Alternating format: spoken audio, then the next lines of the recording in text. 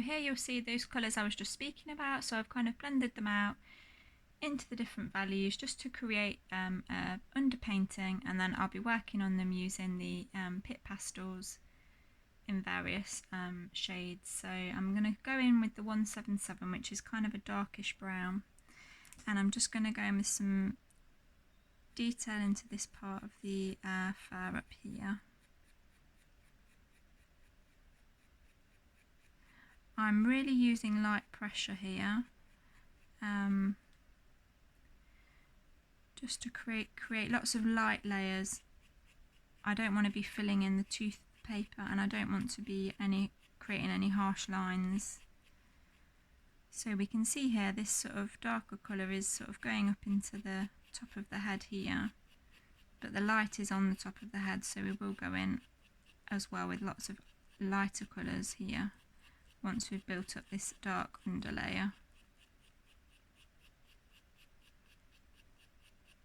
I'm always going in the direction of the fur, and also trying to replicate the fur length, so the strokes that I'm creating, I'm trying to do the same as they would be as if it was the length of fur itself. Just helps to create this sort of realism to your portrait.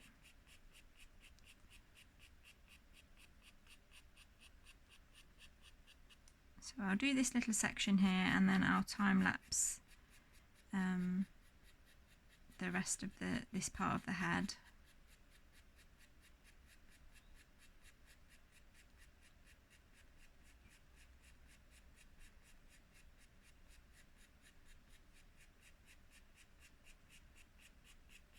I'm actually using the sort of side of the, I'm not sure if you can kind of see that very well, let's see if you can see it better here. Using the side of the pencil rather than the tip itself. This is great for when you're doing the really fine hairs, but at this point I'm still kind of shading and doing underlayers really. So I'm using the side of the pencil and holding it relatively mid to far back.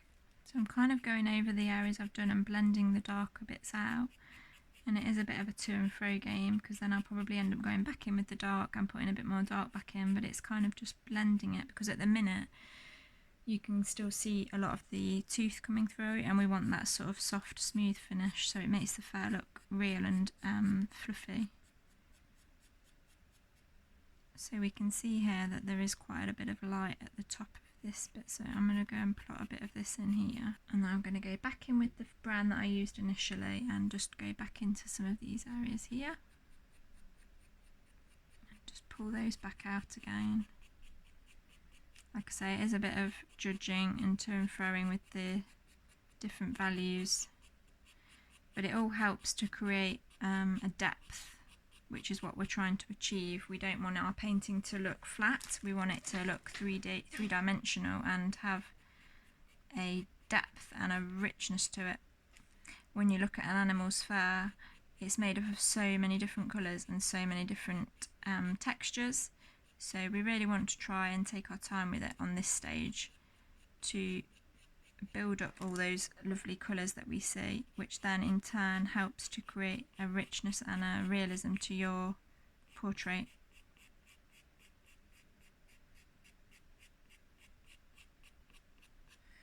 So now I think I'm going to go in with the sort of orange tan type colour, which is the 186. So I'm just going to go in here where it's a bit brighter and drag this down into this centre section here. Initially when you lay this colour down it's very bright, but if you put it down fairly early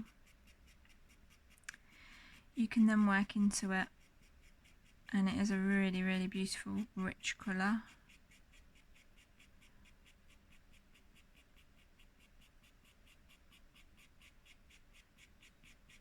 Which really complements the background. There is a video where I've kind of shown you how I've picked this background colour, and it's how I do a lot of my backgrounds, so make sure you kind of check that out. It's just using a colour wheel, and it's really simple, but it's really effective if you're struggling on what colours to put together. As you can hear, the tooth of this paper is very coarse, and it does grind the pencils down, which is why I find it a lot better to do the soft pastels as the underpainting, because you would just get through your pencils so quickly if you were to do this throughout the whole piece. But if you keep turning your pencils round, then it also helps to keep them nice and sharp, and it's almost like a sharpening tool at the same time.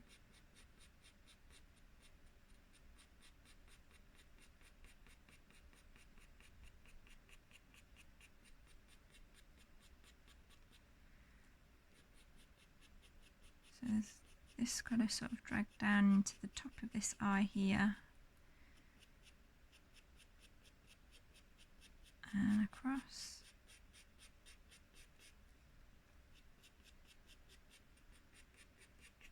I'm going to go in with a bit of the darker brown again here.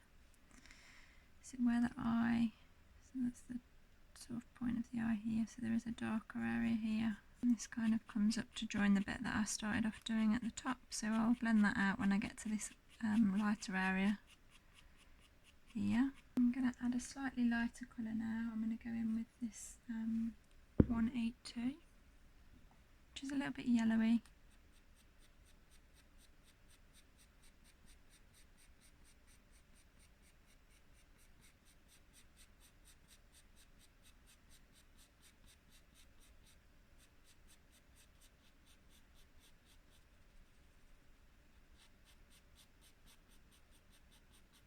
This fur is quite challenging because there is so many colours in it, but it's also why I like drawing this type of fur, because you get to use some of the colours that you wouldn't necessarily use. There's lots of oranges and yellows in here, but then if you start looking close as well, there is lots of greys. Okay, I'm now going to go in with a lighter colour now for the highlights within this section. So I'm going to use, I think I'll go for the 103. So we can see that there's some light at the top of here.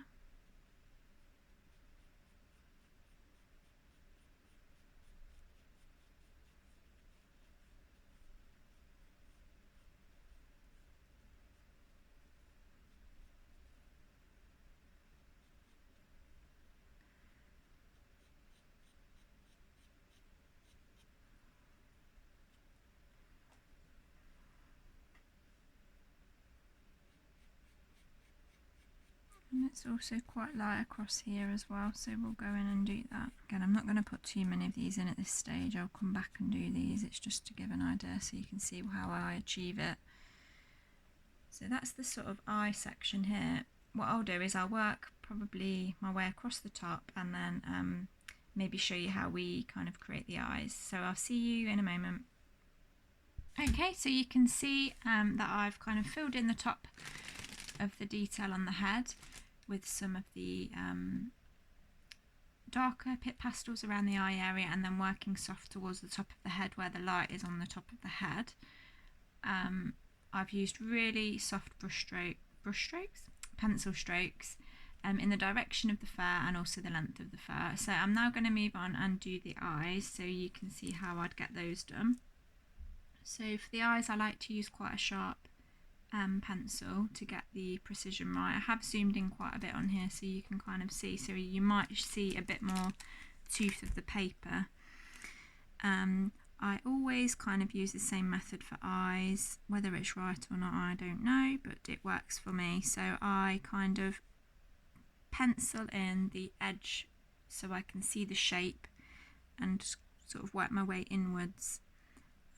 So we can see from the reference photo that it's very dark at the top, and this isn't actually all the eye area. The eye is actually this section here. So I'm going to start by drawing the outline here to the eye itself. The good thing about using pastels on eyes is pastels are very forgiving. If you make a little bit of an error or you take a colour a bit too far, you can work on top of them with other colours, and it does prevent a lot of errors being made. You can kind of salvage most mistakes with pastels, which is what I like about them.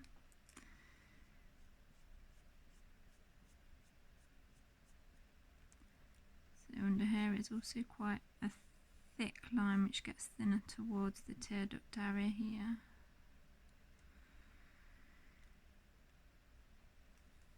And then it's also very dark above into the socket here, so I'm not going to push as hard here because I'm going to add some nice sort of rich chocolatey browns into this section here, but I am still going to put quite a bit of black, just softening up this edge as well here. I will go in with the blending stump on the eye, but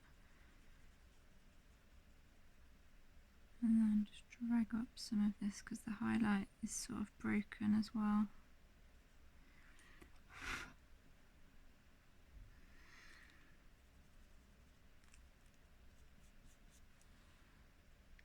Bit of this chocolatey colour up here.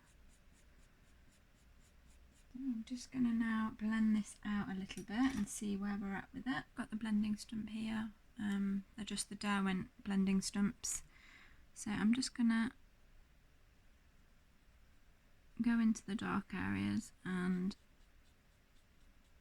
soften this out basically, and just push all the pigment around, darken it up. It's kind of darker across here into this area. I find these are really good for eyes because you don't really want to get your finger in there if you're working on a smaller scale. Soften that up a bit and then just darken that a little bit here. Just defining the darker areas again now, and you'll see if you look really closely there is the sort of lines coming down here. With eyes I think it's quite important to try and incorporate the fair colour into the eye and vice versa, so you've got that colour that ties everything together. And then the line underneath, it's not really black, so I'm just using the brown 177 again, and I'm just going to define the bottom of the eye in that rather than the black because I don't want it to look too harsh, and this sort of fans out when you get to the bottom here, and then it rejoins here.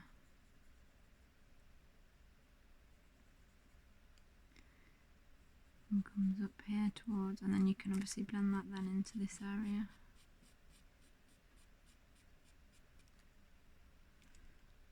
Blend it into the fur, so it all kind of links together then.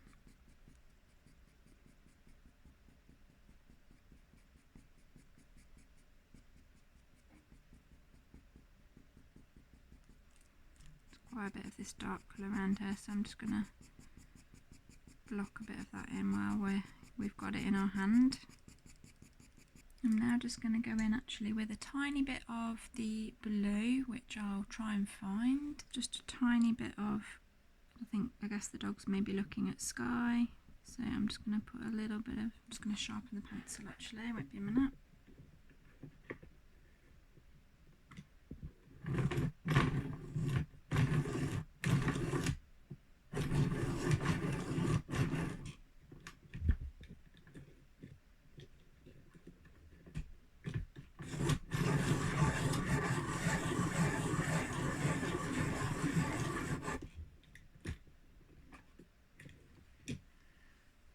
Going to go in with a little bit of blue on the eye. I like to take a fair bit of time on the eye, just because, especially if it's for a commission like this one, because the character is really in the eyes, isn't it? So you want to make sure that you get it right. Put the slight pale grey in here just to lift the colours up a bit, and then obviously we've got kind of main highlight here which is coming down across here into the white of the eye and also exiting here.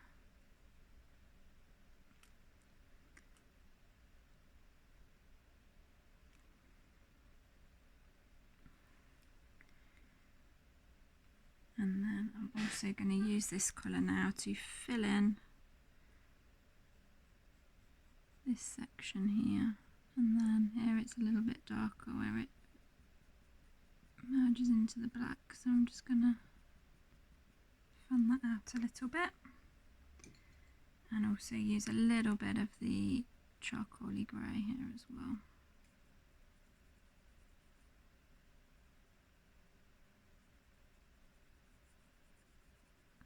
It's not a definite line here, it sort of curls round, so it's like that. And then it goes up a little bit here as well. And then that darkness continues round.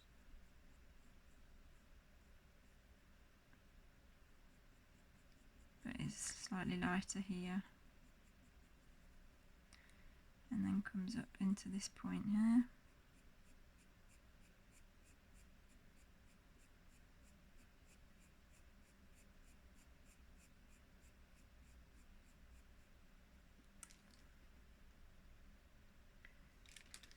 Looks a little bit strange at the moment, but hopefully it'll... I kind of do the same each side rather than working on one side, because it helps with the symmetry of it then. So, although this nose is a little bit slightly off-centered, so this side is slightly bigger because it's kind of a slightly twisted head, so like the eye appears slightly larger as well.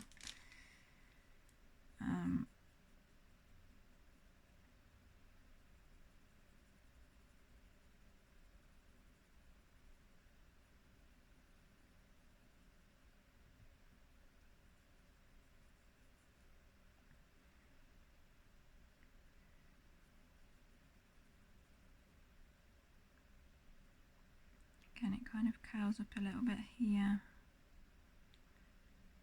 Goes into a slightly lighter value here and around.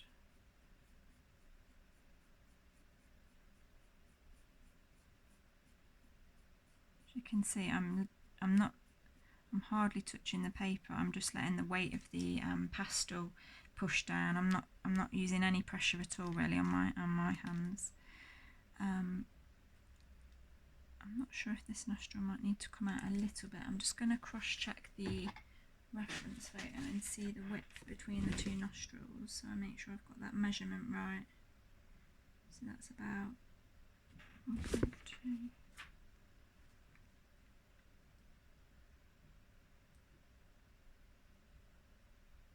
So that is about right. It just looks, yeah, that's about right.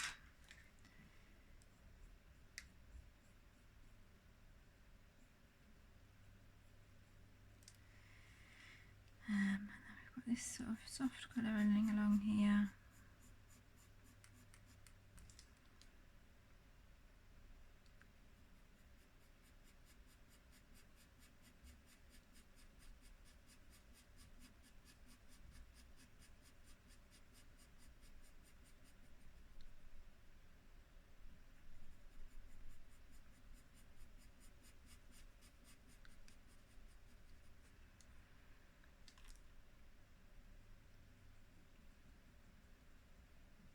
And ideally like to use these sort of small circular strokes on the nose really. So I'm going to go back over this with this sort of movement. It just helps to create the impression of kind of pores within the nose rather than pencil strokes.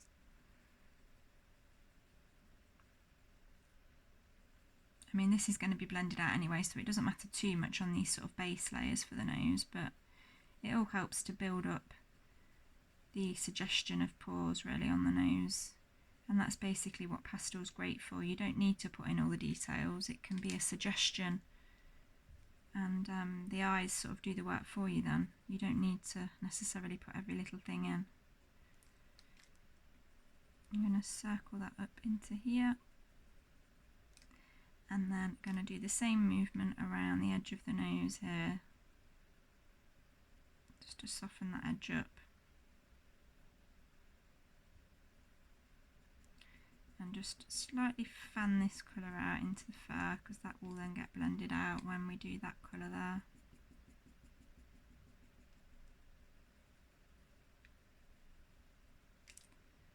You see it's a bit softer than it would be if it was just a dead straight line. Worrying about any of the highlights at the minute. I'm going to sort of leave that bit relatively clear there, but other than that I'm not going to worry about leaving any light areas at the minute, because we can add those in at the end. That's the good thing about pastels, that the highlights can lay over the top of the darks. It's more important to focus the blending of the underlayers really in the darker values at this point.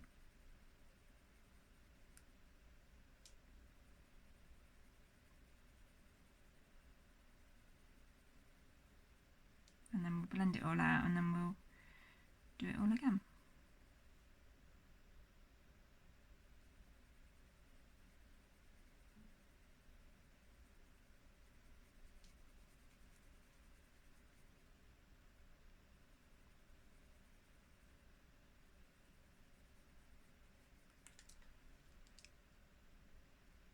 Now I'm going to go over that sort of pinky area with the grey. Like I say, it will sort of help to dull it down a bit. So that's the 233, kind of quite a sharp pencil. Although it doesn't really need to be because it's only the base colours at this point. I'm just going to go back over the sort of lighter areas. Not the lightest areas, the sort of mid-tone areas with the circular motion. And this sort of helps to blend it all together as well.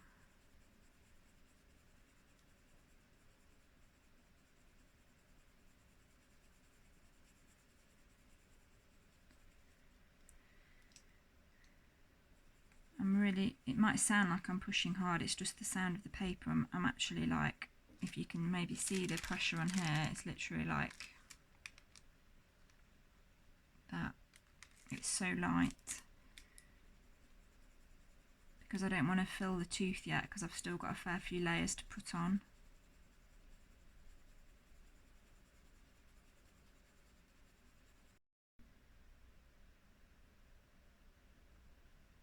So I've finished the nose area now, I think.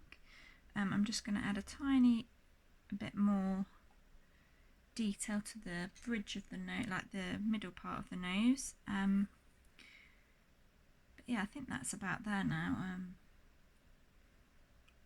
So again, as you saw, it was just this sort of dotted kind of motion all around here. To build up the different colours within the pores of the nose. But yeah, I think it's worked okay doing this sort of technique because the reference photo I've got is really blurred, so there's not really any detail in the nose at all. So I don't just kind of want to make detail up. However, I do know from studying this dog on other photos that the pores in its nose are fairly prominent, so I did want to kind of get that right. So yeah, I think we're about there with this now. So what I'll do is I'll speed up the next section and kind of get done to the neck, and then I'll show you the sort of technique that I'll be using on the ears. So I've now got most of the kind of values into the muzzle area, and I'm going to go in with the 103, and I'm just going to add some of the lightest hairs that I can see using a really light pressure and flicking it out so it creates that fluffy edge. So you can see it's really, really light, but it really helps to create the depth to the fur and the softness as well. I'll also go back over this in a moment with a white as well and just bring out even more highlights in the fur. I think I'm going to leave the whiskers either side till I've finished the ears, because obviously they're in front of the ears, so I don't want to do that and then have to like blend them out again. So hopefully I remember to do that. It's one of the things I always forget to do and then realise when I've just about neared the end and I'm signing it that I realise I've not added the whiskers in. I'm like, something looks a bit odd, that's why.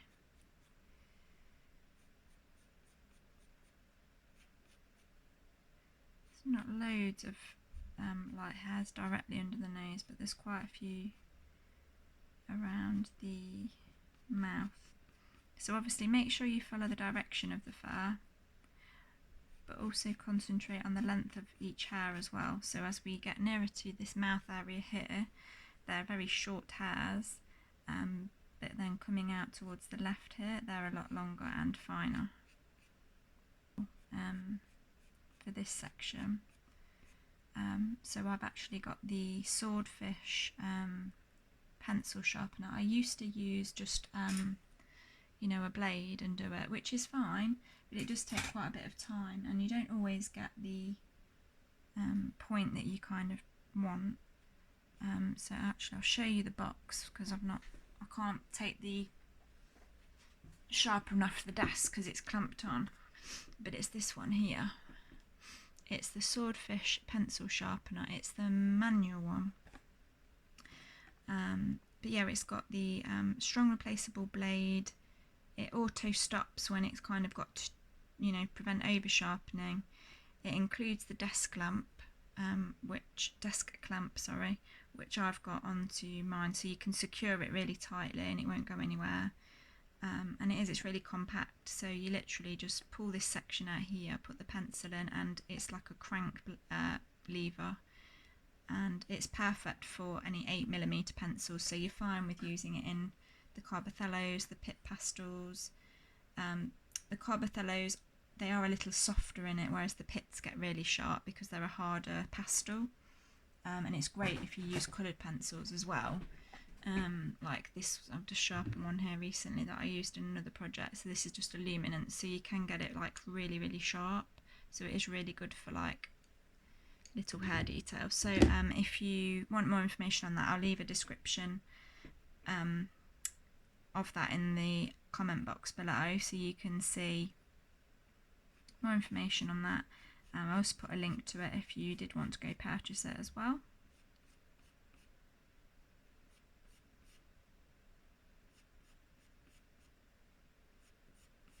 So this side is obviously where the light is directly on the dog here, so there's not a great deal of detail. So again, it's that sort of thing that I mentioned earlier, of just suggestion of where the hairs are. So where there is a lighter area, you can just suggest that's where the hairs are, but you don't need to necessarily place every single hair in position. Again, we'll come and revisit this bit in a bit anyway, because like I say, I need to add the whiskers in. Just checking it in the camera. It's quite good to look at it through the camera sometimes, because it shows up things that I can't necessarily see on here. I'm just thinking, I think the mouth might look a little bit long here, so I might just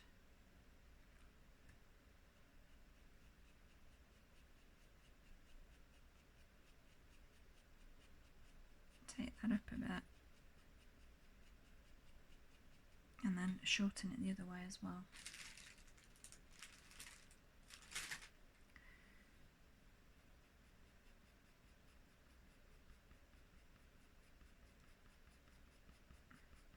Just going to bring the darkness up into here a bit more.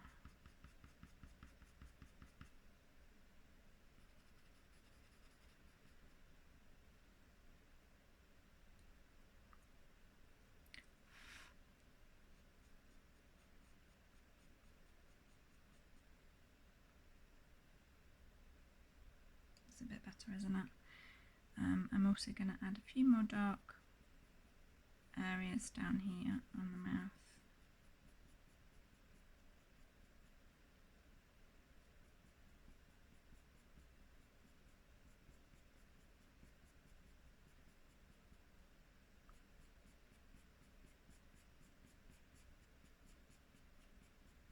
And just bring this up into the nose a little bit here, because there's a fair bit of darkness around here.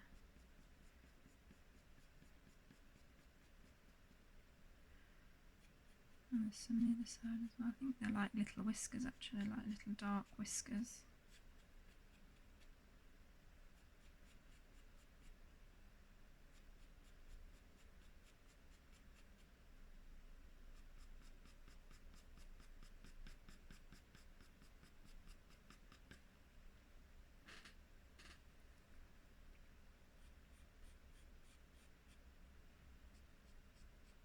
I'm going to plan these out a little bit.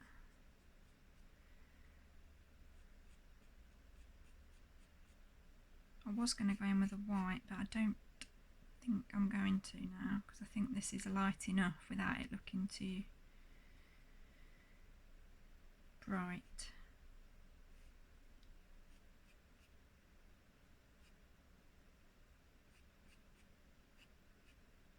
Yeah, I think I'm going to leave that there for the moment. And I'm going to then go on to doing the ears. So for the ears, I've already obviously done the underpainting and sort of pointed out where the dark areas are, the highlights and the mid-tones. So I'm kind of just going to keep going over and doing that. I'm not really going to put in any, you know, gentle fair hair details or anything at this point. I'm just going to keep going over the values and making sure I get that depth to the portrait. I'm just going to get my glassine paper and put it under my hand so I don't smudge everything everywhere. So yeah, you don't really want to be going in with any details still at this point, because you're just going to end up getting all confused with like where everything's going. I like to try and imagine it's kind of built up of a number of shapes. So if you can see maybe in this section here, so we've kind of got a piece of hair coming down here, there's then another section kind of coming down here, so it's built up of different shapes, and focus on each shape and where you can see shadows and highlights, and then you can then go in with all the faint kind of details of the hair, individual hairs. So I'm going to start from the top and basically work my way down. So where we can see the eye here, there's quite a lot of darks surrounding this point here. So for the darks in this particular portrait, I'm using the 177, which is the kind of darks that I've used the whole way through this portrait, so it makes sure it ties it all together.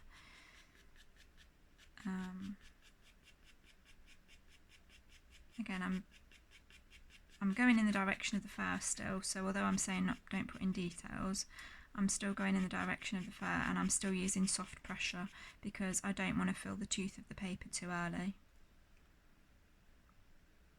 So then this point here kind of comes down into this shape that you can see on the reference photo.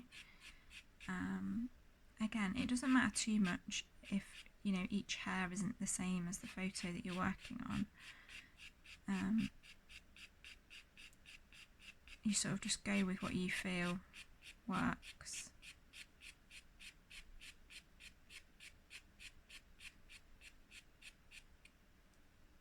So it's actually really light here, there's just the odd dark bit maybe here. I'm not really going to worry about that too much, I'm just going to kind of plot the shapes in mainly. And this bit here comes down.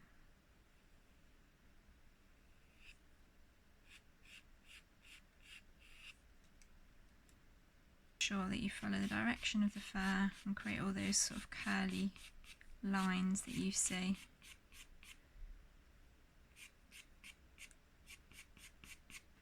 And then going to go in with the slightly brighter 182.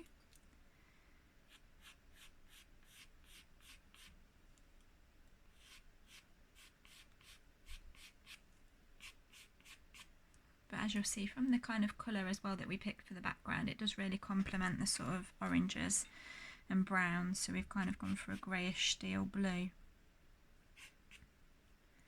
So always bear that in mind as well. I think I've got a video on how to pick kind of complementary colours for your pictures. Obviously if the client wants a particular background, that's fine, but if not, I try and go with kind of the complementary colour to the dog and use that as a sort of gradient. So I'd start darker at the bottom and then work lighter towards the top, and it just helps to kind of bring it all together really.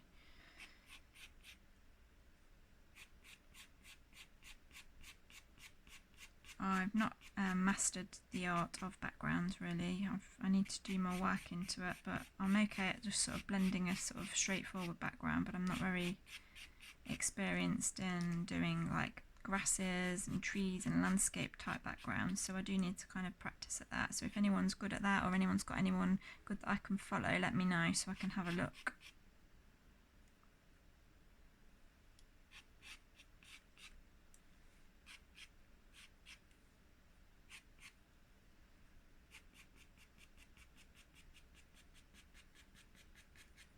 So obviously we want to keep it dark around here, but then you'll notice there are quite a few white sort of flyaway hairs, so we will put those in a moment.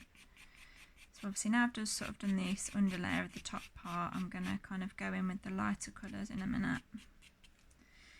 And I'm also putting these colours to the side here so I remember which kind of tones that I'm using. It just makes it a lot easier as you're going along.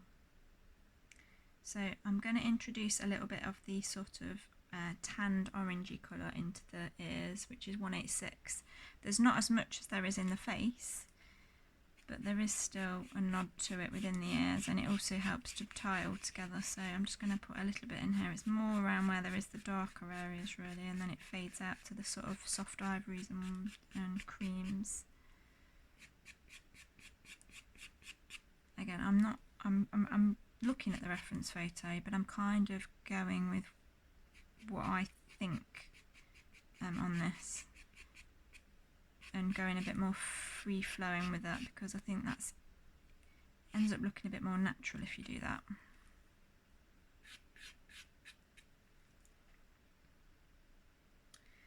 I'm then going in with the lighter now, so it's the 103. So it's kind of the colour I've used throughout most of this head point here. So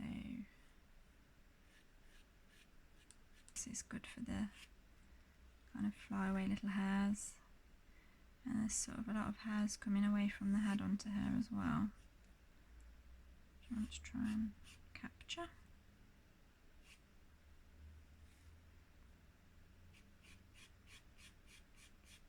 I'll drag this colour down here to make sure I don't forget these parts.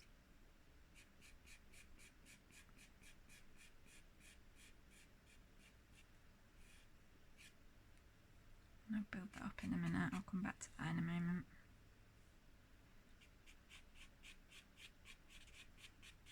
You'll notice when you're using the pencils, when you're using a lighter colour, it really does show the tooth up more. So it is really light pressure and building up the layers to kind of fill the tooth in. So here you'll see, you can still see a lot of the tooth in because there's not as many layers. But here where I've added a lot more underpainting, it's going on smoother. You can probably even hear the difference as well when I'm actually doing it. So it's just being a bit patient with it and just not rushing, enjoying it. It's very mindful. So it's quite nice to take your time with it and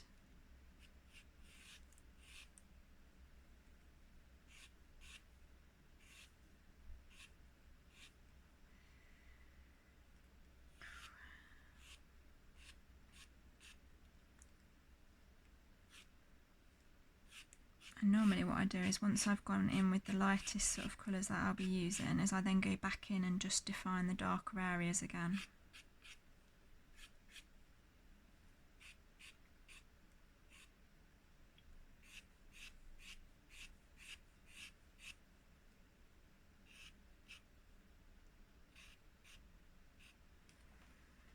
Just going to add a tiny, tiny, tiny bit of white.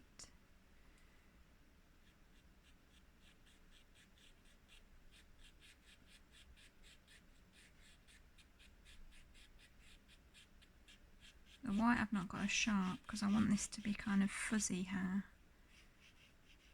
like frizzy almost, so I've not sharpened this one as much.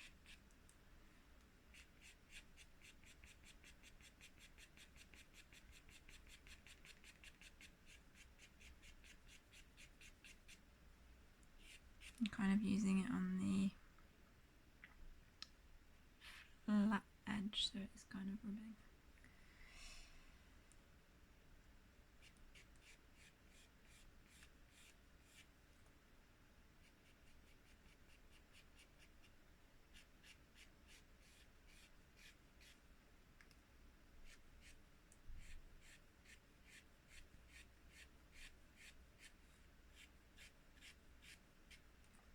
Probably enough for the white. Let's go back in with this one again a minute.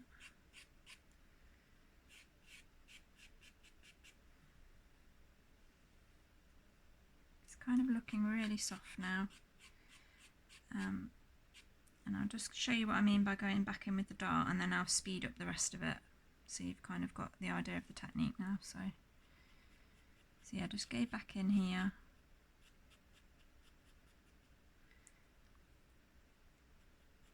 And just darken any areas that you think need to come out a little bit more. You can also put some finer hairs through as well if you think it needs it. So like here, it needs it here. And through these, just soften this and get rid of the tooth.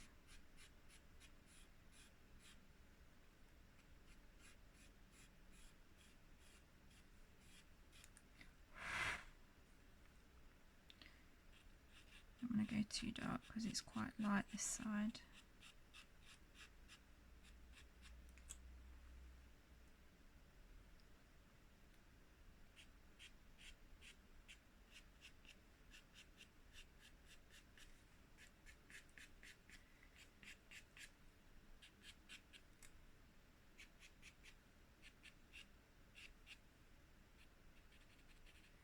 So just where you've drawn your strokes, you can kind of work out, if you know where your light source is coming from, you know these are going to be lighter than down there, and that also makes it come forward as well. So you start to define the shapes and you start to see more shapes within the fur. You can keep going and going, to be honest, but I'm going to probably call that a day on this section and then work my way down. So I will speed up the rest of this for you to see, and I'll meet you back when I've kind of finished this ear.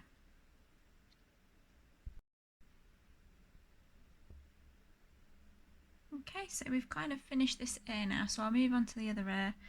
But as you can see, I've only used, how many colours was it? It was 5 colours to do the ear, which isn't too many, is it really? So yeah, the darker browns, and then kind of laying over the tanned colour, and then finally with the 103 to do the soft flyaway hairs, and kind of got that really sharp so I can get the fine hairs in it. Obviously if you're working on a bigger scale this isn't as important, but this is relatively small, so you need kind of quite a sharp point. I'll just zoom in so you can kind of see the hair details there.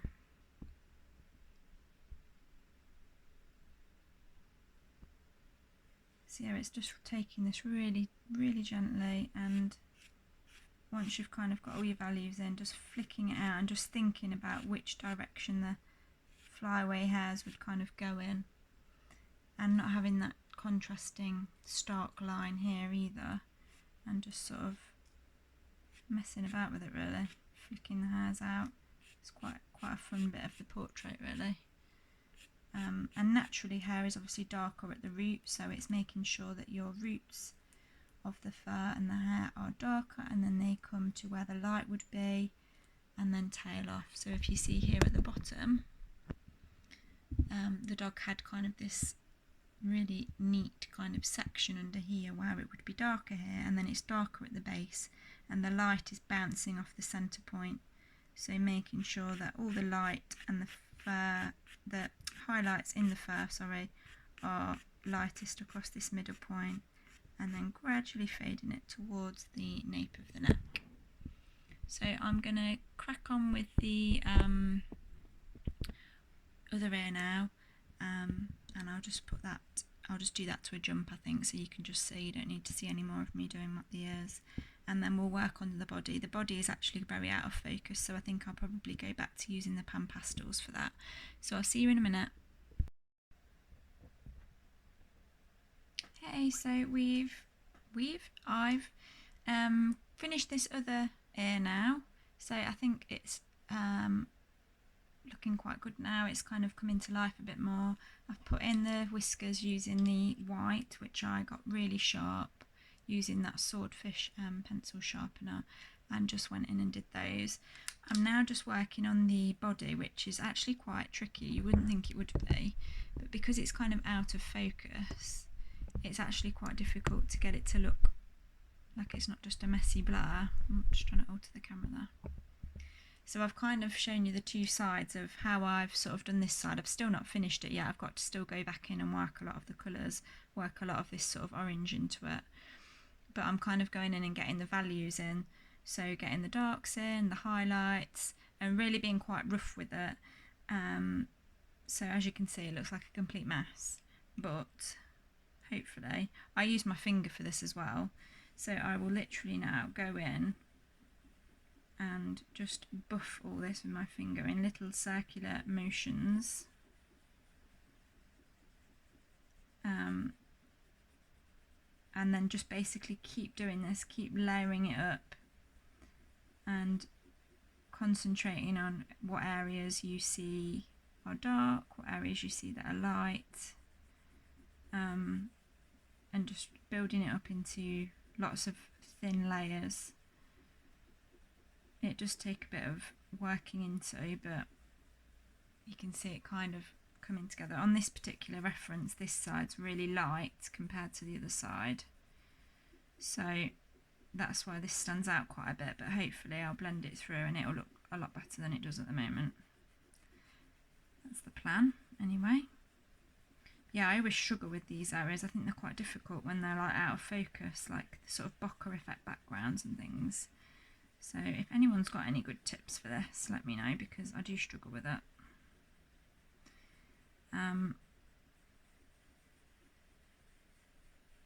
So that's coming together nicely now. On the lighter side, I'm just gonna soften this up a little bit more here. So it's quite darker. I think this is like a collar bone or something on the collar, which you can kind of see.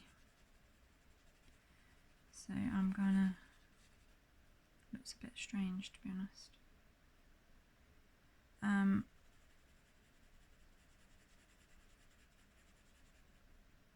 So here actually comes down more than what I've done.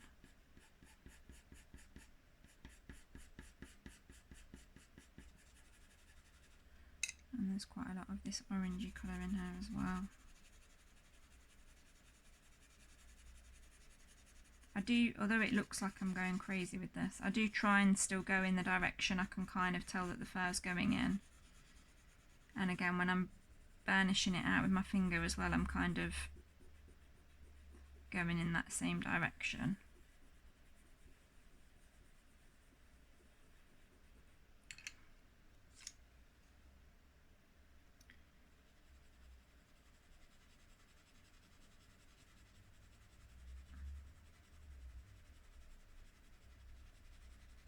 Being quite patient with this. You'd think this would be the quick bit, but actually it's almost like you're having to draw it properly and then blend it out, because you don't realise how each little shadow really does sort of mark out where it is, where each part of the dog is, if that makes sense.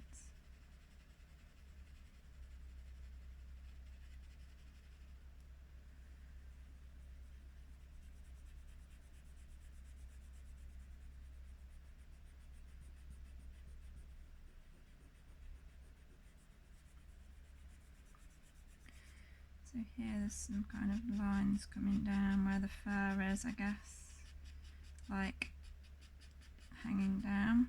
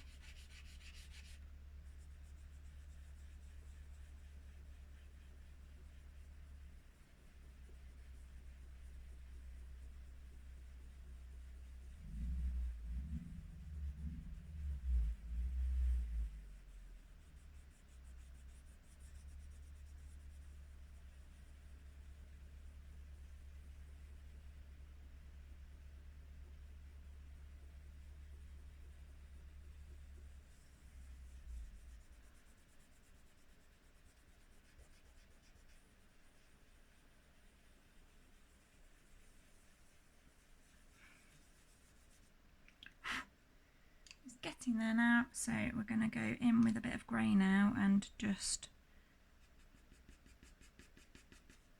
draw some sort of shadows into the hairs here.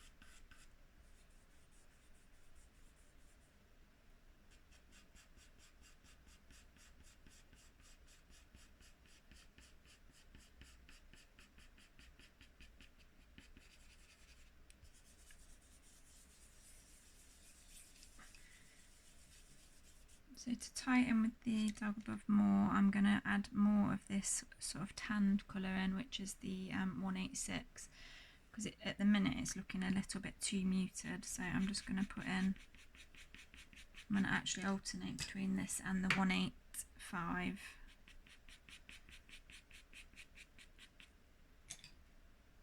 Or the 182, sorry.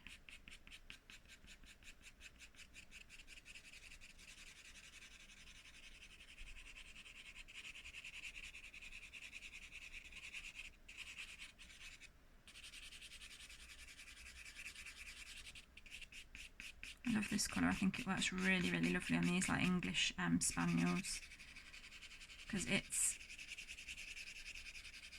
got that tanned colour, but it's not too bright, which can be a little bit overpowering sometimes. I think when you're doing these dogs, they can look almost like they're a little bit oversaturated sometimes. So this sort of colour is really lovely, especially when it's sort of blended over the top of the faded colours, so like the creams and the soft greys. It helps to sort of tone it down a little bit.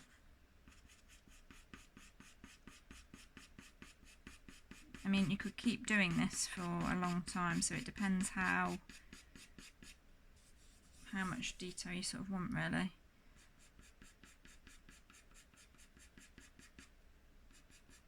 But it always surprises me how long this bit takes. It takes, just because it's all blurred, you think, oh, it'll be really quick to do, but it's not. Because it's getting that depth to it as well. You don't want to have spent all this time on the focused area and then ruin it with this bit, so it's worth just taking a bit of time on it.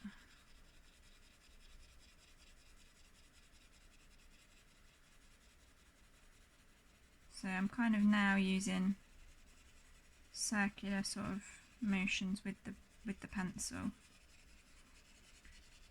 So this is the finished portrait. The light actually looks really bright on here at the moment because it's night time, and so my daylight lamp is making it look a lot whiter than it actually is. So I'll take a photo of it in the daylight to show you at the end.